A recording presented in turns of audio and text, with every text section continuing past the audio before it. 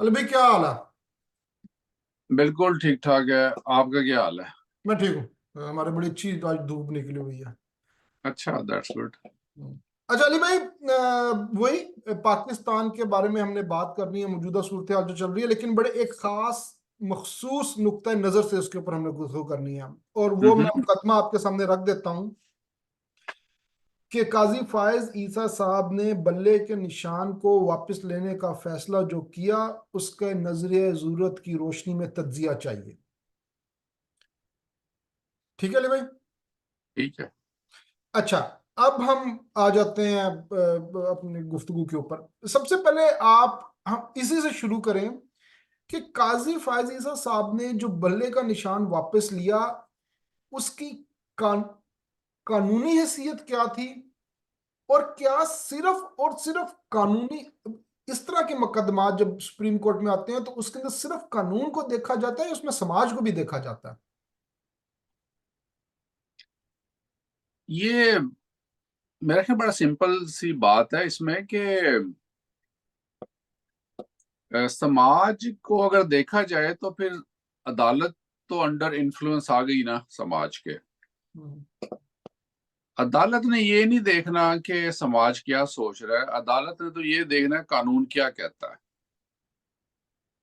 तो जस्टिस कियानी साहब के बारे में ना बड़ा एक मशहूर है उनका वाकया कि एक दफा वो अदालत में थे, बाहर एक औरत कॉरिडोर में शोर मचा रही कि मुझे इंसाफ चाहिए, मुझे इंसाफ चाहिए ना। तो कियानी साहब बाहर गए तो उन्होंने अदालत से कहा कि तुम्हें किसने कहा कि हम यहाँ इंसाफ करने बैठे हैं। हमने तो वही फैसला करना है जो हमारे सामने कागजात हैं, ये जो एविडेंस हैं। पाकिस्तान में बहुत सारे ऐसे नापसंदीदा फैसले हैं जिनको अवाम में पसंद की निगाह से नहीं देखा जाता, लेकिन कानून कायदे की रूह से वो फैसले दुरुस्त है। जैसे ये जस्टिस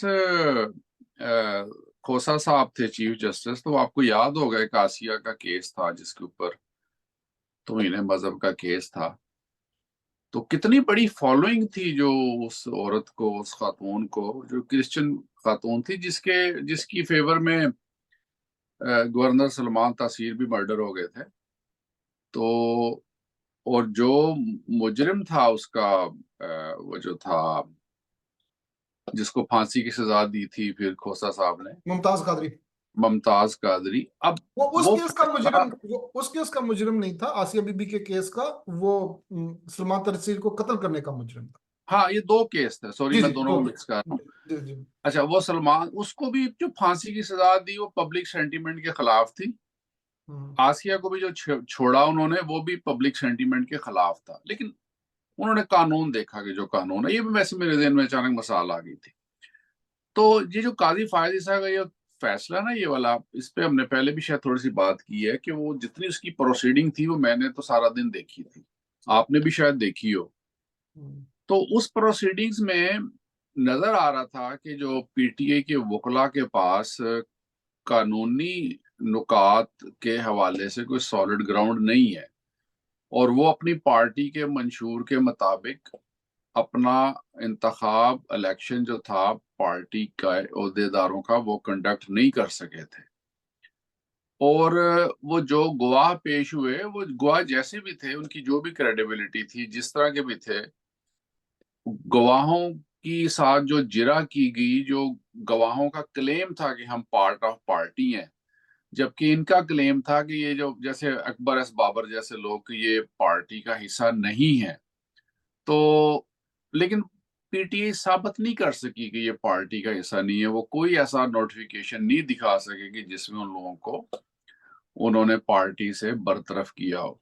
तो ये कानूनी नुकात होते हैं जिनकी बुनियाद पे जज ने फैसला करना होता है। एक तो हो गया कानूनी फैसला, आईनी फैसला, वो जाहिर है सबको नजर आ गया था कि जिस किस्म की प्रोसीडिंग्स हो रही है और जिस किस्म के मामलात हैं, तो ये फैसला इनके खिलाफ ही आएगा। अब दूसरी तरफ आ जाते हैं उसके सोशल, सियासी और जमीनी जो मसाइल हैं पाकिस्तान के। वो सारे जो थे वो ज़ाहिर उस फैसले के अगेंस्ट थे।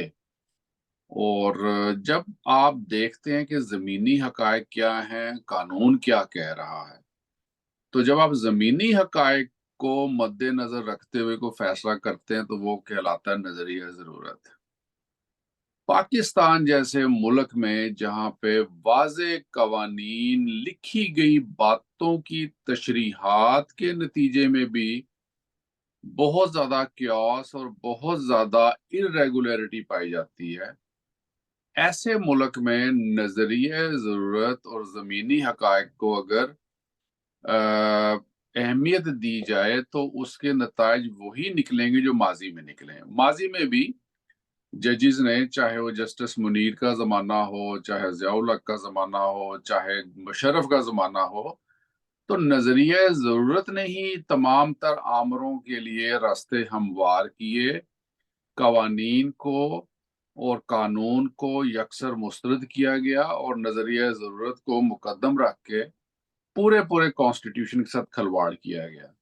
तो ये हमारी कौम को भी चाहिए, हमारी सियासी पार्टियों को भी चाहिए, लोगों को भी चाहिए कि वो नजरिया जरूरत जैसी मसालों के ऊपर डिपेंड करना छोड़ दें और जो उनका अपना कंडक्ट है कानूनी तौर पे और आईनी तौर पे उसको बेहतर करें।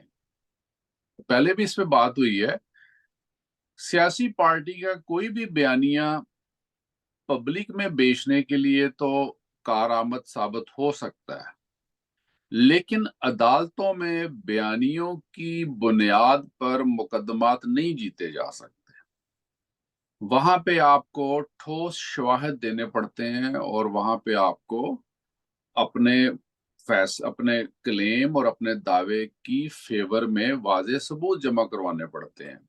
जैसे ये इन्होंने एक दावा जमा करवाया इलेक्शन से पहले, ये खोसा साहब जो है, लतीफ खोसा साहब, इन्होंने कहा कि हमारे जो उम्मीदवार हैं उनको इलेक्शन कमीशन जो है वो उनके कागजात नामजदगी नहीं जमा करवा रहा। तो वो भी ऑनलाइन थी सुप्रीम कोर्ट की प्रोसीडिंग्स। तो उसमें जज साहब ने पूछा कि आपके कितने उम्मीदवारों के जो है ना कागजात उन्होंने जमा नहीं करवाए होने दिए। तो उसने कहा जी हजारों में है। तो उन्होंने कहा अच्छा कहाँ है उनके कागज? उसने कहा जी मेरे पास सोशल मीडिया की खबर है। तो जज साहब आगे से हंस के कहा कि खोसा साहब कोई थोड़ा सा, यानी मतलब तो ये था कि है आनो हाथ पाओ। तो ये जब इस किस्म की चीजें लेके आप कोर्ट में जाते हैं, वहां से फिर हजीमत उठानी पड़ती है, बाहर फिर आप जाके कोई और बयान देते हैं पब्लिक सेंटिमेंट्स को मलहूजे खातर रखते हैं। तो इस किस्म के एनवायरनमेंट में ना सच भी छुप जाता है, हकीकत भी छुप जाती है, तो सिर्फ बयानिए झूठ और प्रोपोगंडे की सियासत और चीजें बाकी रह जाती हैं। तो इसलिए मैं समझता हूँ कि जज का जो फैसला था ना, ये वाला पीटीआई के बल्ले के निशान को छीनने वाला, वो कानूनी तौर पे दुरुस्त फैसला था, आईनी तौर पे दुरुस्त फैसला था, सियासी तौर पे और अमली तौर पे उसके नुकसानात ज़ाहिर है पीटीआई को हुए हैं और बहुत ज्यादा हुए हैं, इसमें कोई दूसरी राय नहीं है। अब पीटीआई जैसे इलेक्शन जीत के आई है तो इनको सबसे बड़ा डर खौफ यही है कि हमारे जो आजाद मेंबरान है वो इधर उधर हो जाएंगे। तो उसके लिए अब पीटीआई का लाहे अमल तो पीटीआई के मेंबरान को या उसके लीडरशिप को चाहिए ना कि वो कैसे उसको कंट्रोल करते हैं। ये बात नहीं कि उसको वो कंट्रोल नहीं कर सकते, वो किसी भी दूसरी पार्टी के साथ इत्तेहाद करके तो उस पार्टी के जो इंतखाब उसका निशान है, जो उसकी जो असेंबली में जो उसकी एक हैसियत है उसके मुताबिक वो अपने मेंबरान को रजिस्टर्ड करवा के तो उनको बाउंड कर सकते हैं। तो इस काम में अगर वो जल्दी नहीं करेंगे या उसमें को ताखीर करेंगे तो फिर ज्यादा नुकसान तो उन्हीं को होगा। शुक्रिया अली भाई। अली भाई, ये आज ही बम फटा एक नया, ये लियाकत चट्टा साहब ने एक प्रेस कॉन्फ्रेंस की और उसके अंदर उन्होंने कहा है कि धांधली करवाई गई है और 70-70 हजार डलवाए गए हैं। तो ये क्या डेवलपमेंट है? ये आप इस बयान को कैसे देख रहे हैं? ये बयान आया है, कल फजल रहमान साहब का इंटरव्यू आया था जिसमें उन्होंने एक बम हम्म। फाड़ा था। हम्म। उस पर एक आध दिन काफी हम्म। बहस मुबाहस हुए हैं, फिर आज ये बयान आ गया तो वो चीज पीछे चली गई। तो रोज की बुनियाद पे मामला बढ़ रहे हैं। देखो ये चट्टा साहब जो है ना, इनका जो बयान है वो इटसेल्फ उसकी उसको आप वेटेज आप देना चाहिए और उसकी मुकम्मल इंक्वायरी होनी चाहिए। आखिर एक रिस्पॉन्सिबल ऑफिसर एक बात कर रहा है, उसमें काफी चीजें हैं इस सारी चीज में। मसलन ये बहस हो रही है कि लियाकत चट्टा साहब जो है वो डायरेक्ट इलेक्शन कमीशन के अंडर काम नहीं कर रहे थे, वो अपनी कमीशन अपने क्या डिवीजन के हेड है, और आरओ डीआरओ लेवल के ऑफिसर जो होते हैं वो इलेक्शन कमीशन को जवाबदेह होते हैं। इलेक्शन कमीशन जो है हमेशा रिटर्निंग ऑफिसर से रिजल्ट जो है वो तलब करता है, वो कमिश्नर से रिजल्ट तलब नहीं करता। कमिश्नर एक जो है ना इंतजामी ओहदा है उसका, वो पूरी डिवीजन में लॉ एंड ऑर्डर और बाकी मामलात का उसको उसकी जेर निगरानी मामला चल रहे होते हैं, लेकिन वो डायरेक्ट इलेक्शन कमीशन को ऐसी कोई रिपोर्ट नहीं दे रहा होता अनलेस कि कोई बहुत बड़ी बेज़ाबतगी हो। और वैसे भी इलेक्शंस के दौरान ट्रांसफर्स और तकरीरों पे मुकम्मल पाबंदी होती है, तो इसलिए उनका रोल ऐसा सच तो नहीं होता, लेकिन उसको पता जरूर होता है कि मेरे सबॉर्डिनेट्स क्या कर रहे हैं या मेरे नीचे क्या हो रहा है। तो इसलिए ये जो मामला है ना चट्टा साहब का, अब ये इसमें जानने की जरूरत नहीं है, मुझे पता है वो कौन है सब कुछ, लेकिन ये बातें बिल्कुल इरेलीवेंट होती है कि ए फलाने दा पुत्र है, एदा फलाना ए वे एदा ओ, इन चीजों का कोई फायदा नहीं होता ना। ये इरेलीवेंट चीजें, रेलिवेंट चीज ये है कि जो बात वो कर रहा है वो किस टाइम पे कर रहा है, किस बुनियाद पे कर रहा है, उसका दावा क्या है, उसके दावे के नतीजे में पैदा होने वाले हालात किसकी फेवर में जाएंगे और किसकी फेवर में नहीं जाएंगे। उन्होंने तमाम तर इल्जाम जो लगाया है वो एक तो चीफ इलेक्शन कमिश्नर पे लगाया है, दूसरा उन्होंने चीफ जस्टिस पे लगाया है। फौज को उन्होंने काफी हद तक क्लीन चिट दी है, एक्सोनरेट किया। है ना, काफी जी। काफी, या मैंने मुझे तो नहीं सुनने में गलती हुई। नहीं नहीं, आप ठीक कह रहे हैं। अच्छा, फौज को उन्होंने काफी हद तक क्लीन चिट दी। अब 10-8 को इलेक्शन हुए हैं, 9 या 10 फरवरी के जितने भी लोग हैं ना पाकिस्तान में जो सहाफी हैं, खासतौर पे जर्नलिस्ट, उन सब की या उनमें से अक्सरियत की जो है ना वो प्रोग्राम आ चुके हैं और उन्होंने ये बात की है कि फौज के ऑफिसर्स जो है ना वो आरओ के दफ्तर में बैठे हैं शाम को आके, और उन्होंने इलेक्शंस के नताइज फॉर्म 45 चेंज किए हैं। मैं उनका दावा है, पाकिस्तान में बैठ के लोग ये बात कर रहे हैं, और इसमें कोई, मेरा ख्याल है कोई शक की बात नहीं है। इलेक्शन रिगिंग तो अब एक रिटन ऑन द वॉल है ना, कि ऐसी क्लियर कट चीज है कि इसके ऊपर किसी को कोई डाउट नहीं है कि इलेक्शन में रिग नहीं हुआ या इलेक्शन में धांधली नहीं हुई। तो चट्टा साहब जब ये कहते हैं कि भाई धांधली हुई है, लेकिन करवाई चीफ इलेक्शन कमिश्नर ने और चीफ जस्टिस ने, जहां तक चीफ इलेक्शन कमिश्नर का ताल्लुक है वो तो डेफिनेटली बहुत मुतनाज़ आदमी है, जिस किस्म की उनके मामलात हैं उसकी डिटेल में जाने की जरूरत नहीं है। वो भी सबको पता है कि वो तारीख का एक घनौना तरीन और सबसे कंट्रोवर्शियल इलेक्शन कमिश्नर है। जहां तक चीफ जस्टिस का मामला है, तो ये मेरा ख्याल है कि जो फौज का गंद है ना सारा, जो फौज ने डाला है वो उन्होंने चीफ जस्टिस के पलड़े में डाल दिया है। और उसकी वजह ये है कि इंटरनेशनल जितने भी ऑब्जर्वर हैं या जितने भी अखबारात हैं, कम से कम जो मैंने देखे हैं, उनके अंदर इलेक्शन के बारे में काफी तहफुजात पाए जाते हैं और बात की जा रही है कि ये इलेक्शन जो है ना ये रीग हैं, और फौज को डायरेक्ट उसके अंदर जो है ना वो पॉइंट आउट किया जा रहा है। तो इस चट्टा साहब के जो इस बयान है, इसके नतीजे में कोशिश ये की गई या नजर ये आ रहा है कि फौज को कम से कम क्लियर करने की कोशिश की जा रही है, और तासुर ये दिया जा रहा है कि ये सिविल एडमिनिस्ट्रेशन का सारा काम है या जुडिशरी का काम है कि उन्होंने इलेक्शन रीग किए। अब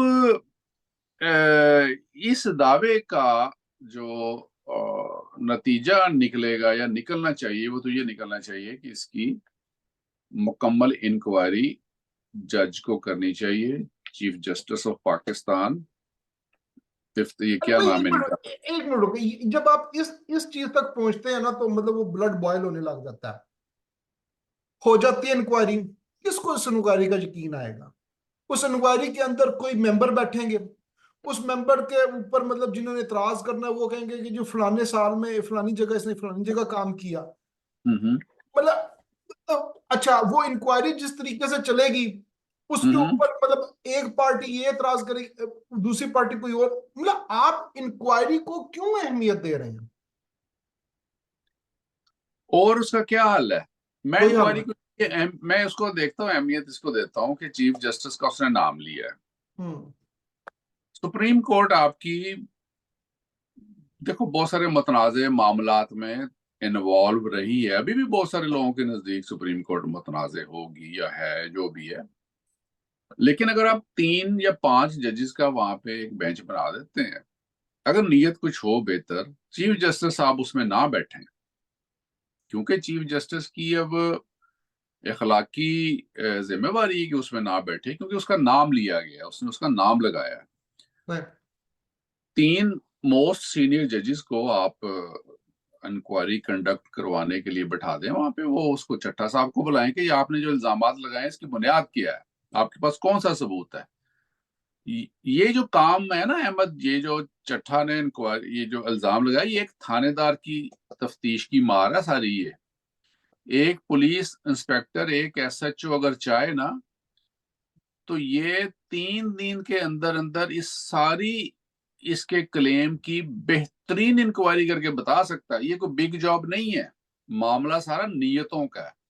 उसके 2 फोन या 3 फोन जितने उसके पास है, उनका फॉरेंसिक 1-2 दिन में हो जाएगा। उसको अगर किसी ने कोई रिटर्न ऑर्डर दिया है वो आप देख सकते हैं। उसके पास कोई सीसीटीवी है कि उसके पास कोई आया है जिसने उसको कहा है, या वो वो दस्तावेजात दिखाया है जिसकी बुनियाद पे उसने ये क्लेम किया है।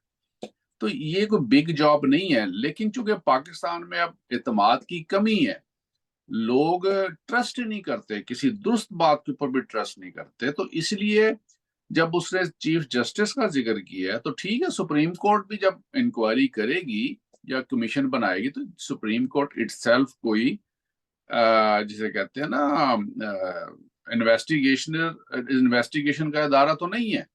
वो अपनी मावनत के लिए एफआईए को बुला लेंगे, आईबी को बुलवा लेंगे, पुलिस को बुलवा लेंगे, उन्हें कहेंगे अच्छा इसका फोरेंसिक कर दो, ये कर दो, वो कर दो, तो वो चीजें सामने आ जाती हैं। ऐसा मसला कोई नहीं है, बात है सारी नीयत की। अगर नीयत हो, सुप्रीम कोर्ट एक कमीशन बना के एक जज का बेशक बना दे, 3 का बना दे, उसको बुला के उसका बयान ले कि तुमने किस बुनियाद पे ये इल्जाम लगाया, तुमने चीफ जस्टिस ऑफ पाकिस्तान को इसमें इन्वॉल्व किया है।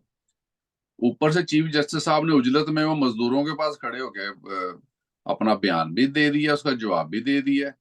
तो उसको भी इतनी मुसीबत पड़ी हुई थी कि उसने भी सब्र नहीं किया और फौरी तौर पे सहाफे बुला के हफ्ते वाले दिन तो अपना जवाब दावा जमा करवा दिया। तो इसका मतलब है कि लोगों में इनमें कोई प्रॉब्लम है, इनमें कोई ना कोई डेस्परेट है ये लोग। इनकी बॉडी लैंग्वेज बताती है कि there is something terribly wrong. तो इसलिए चट्टा साहब ने जो इल्जामात लगाए हैं, बजाय इसके कोई उसके वीजे लेके दिखा रहा है सोशल मीडिया पे, कोई उसकी एंटी करप्शन की कार्रवाइयां लेके उसने आ तो रहा है। उसने तो मैकडोनल्ड से खाना खाया होता ना, तो उसकी भी स्टोरी बन जानी थी कि जनाब ये देखिए। बट हमारी कौम साजिशी थ्योरियों पे बड़ा बिलीव करती है। इसलिए और इंस्टीट्यूट बर्बाद हो चुके हैं ना। फिर हाँ, एक शख्स। बिल्कुल साजिशी थ्योरी में बिलीव करती है। और साजिशी थ्योरी फैलाने वाले लोगों का सबसे बड़ा फायदा ये होता है कि वो असल जो मुद्दा है, जो असल इशू है, उसे बड़ी जल्दी लोगों को उनकी तवज्जो हटा देते हैं। अब किसी को नहीं पता कि आपके मुल्क में जो है कानून साजी कैसी होगी, हुकूमत साजी कैसी होगी। उस सारे वो चट्टे का जो है ना वो शजरा फोड़ रहे हैं। कल से परसों से मौलाना फजल रहमान के बारे में जो पीटीआई के पुराने जो नोट्स हैं, जो अब क्लेम है, उनके अंदर उनका वो जो निक नेम है वो हटा के तो मौलाना साहब की उसके अंदर एडिटिंग की जा रही है। तो उसमें भी ये आता है। नॉनसेंस है, ये सारी अफसोसनाक चीजें हैं सारी हर लिहाज से। चलें देखें चट्टा साहब का फिर क्या बनता है। चट्टा साहब से पहले जिस शख्सियत ने जरा हिजान बर्पा किया, वो मौलाना फजल रहमान की वो प्रेस कॉन्फ्रेंस थी। वो बड़े बेचारे दुखी हैं, उनको सिर्फ 4 सीटें मिली हैं। हम्म। और वो ऐसे महसूस हो रहा था कि जिस तरह वो पाकिस्तान के सियासी मंजरनामे पे अपने कम किरदार के ऊपर काफी नाला है वो। तो जो आप सारा उसके ऊपर तबसरा करें फजल रहमान साहब की उस बात के ऊपर, लेकिन एक मखसूस बात जो मैं आपको मतलब याद दिला दूं, तो उन्होंने फैज हमीद का नाम लिया। उनका फैज हमीद मेरे घर आया था, ठीक है। अगले दिन कहते नहीं मुझे गलती लगी। हम्म। तो ये आप मौलाना साहब की इस गलती को और इस प्रेस कॉन्फ्रेंस को कैसे देखते हैं? देखो बात यह है कि दावा कोई जो मर्जी करे, दावे को हमेशा हकायक, वाकयात और मौजूद सबूतों की रोशनी में ही परखा जाता है।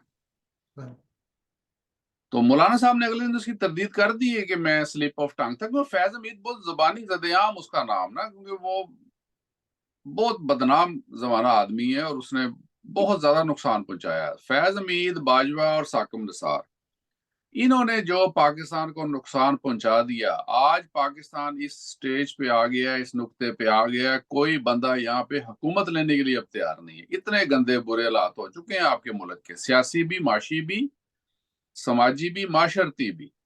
और इन हालात के सरासर जिम्मेवार जो है ना, वो साकिब निसार और फैज हमीद और बाजवा, ये लोग हैं।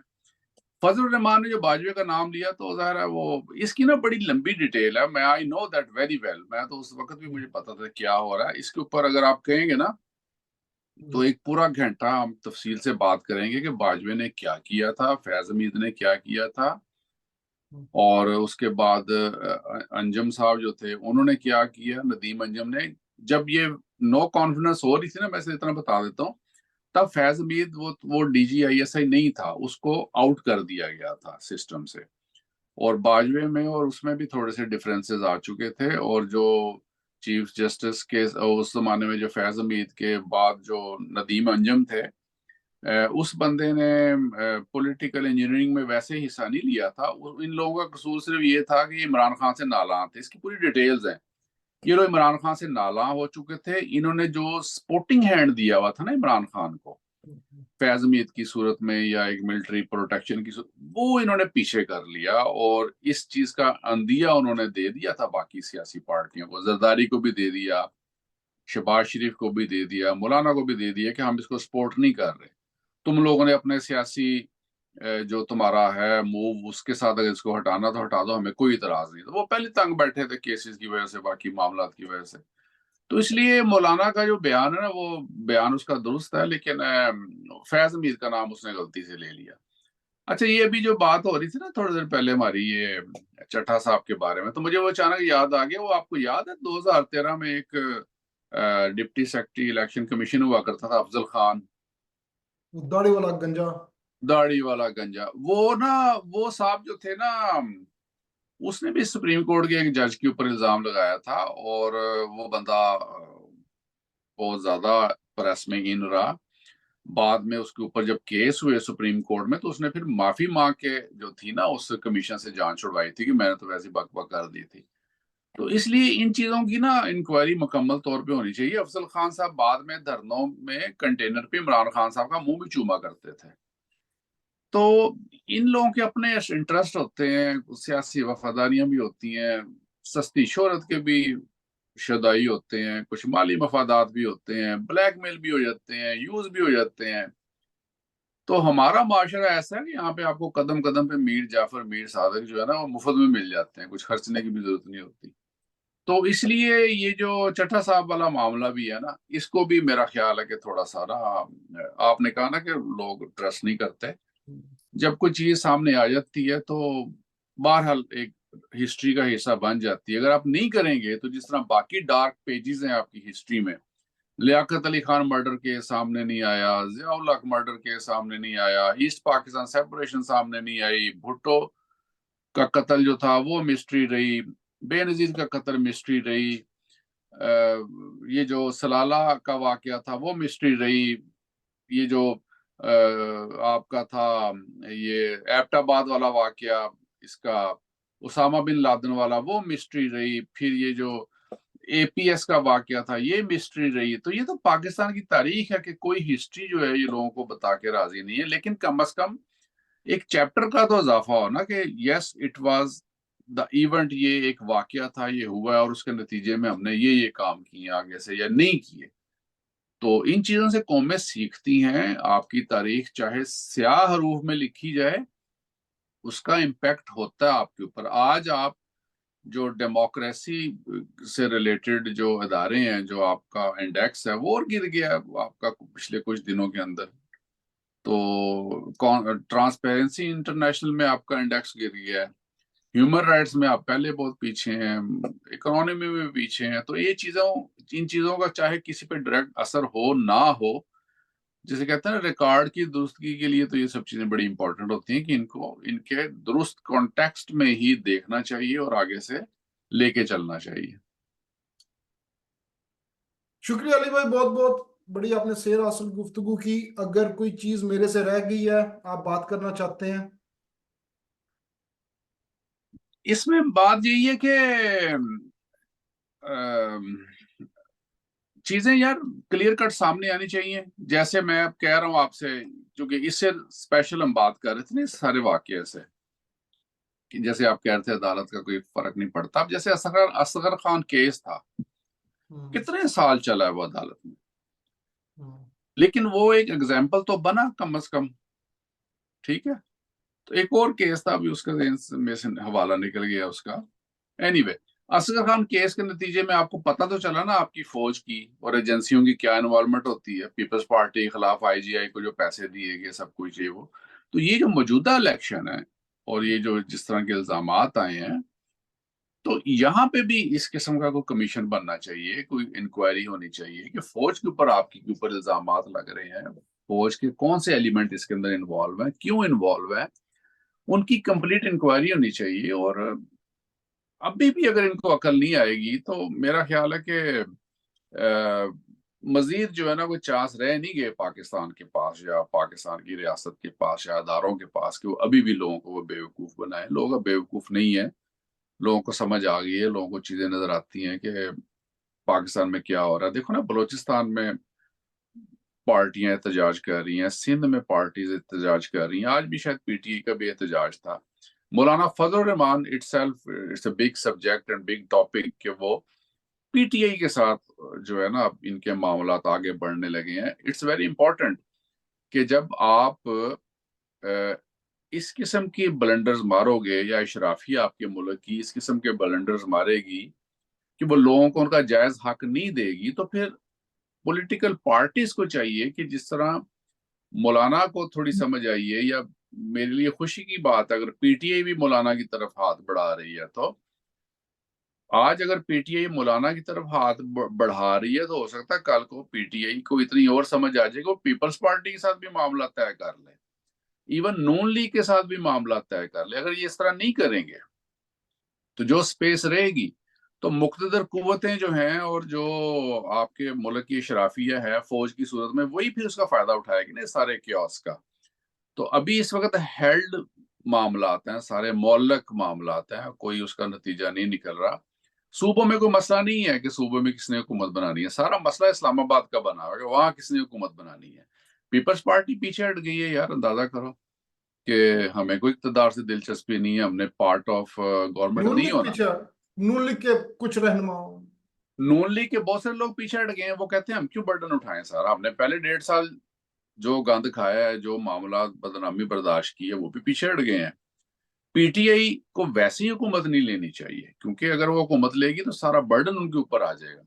अली तो भाई, इस जी, पार्टियों के पीछे हटने की बड़ी वजह यह है कि कोई भी पाकिस्तान पे सिंपल मेजोरिटी के बगैर हुकूमत नहीं करना चाहता, जो मेरी अंडरस्टैंडिंग है। सिंपल मेजोरिटी के बगैर हुकूमत, ये बात दुरुस्त है।